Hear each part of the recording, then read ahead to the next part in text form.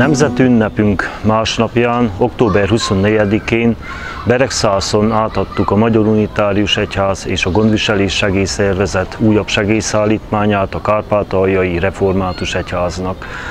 A dél-ukrajnai Odessza környékére eljuttatott másik 7 segélyszállítmányunkkal együtt ez volt a 17. ilyenfajta segélyakciónk.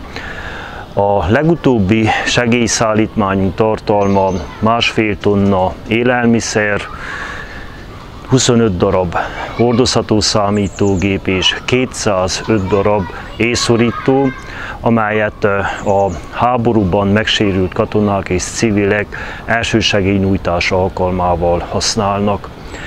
A mostani kiszállásunk keretében ellátogattunk a Makkos Jánosiban működő menekültszálláshelyre, ahol megható emberi történeteket hallottunk. Többek között megismerkedtünk egy olyan kisfiúval, aki a tavaly nyáron menekültként született távol a szülőföldjétől.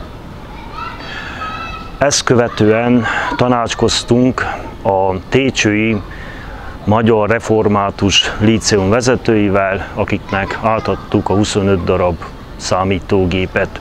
Ezúton is megköszönjük minden adományozónak az eddigi hozzájárulását azért, hogy folytatni tudjuk a segélyszállítmányainkat. Adjon a Jóisten békét és erőszakmentességet minden népnek és embernek szerte a világon.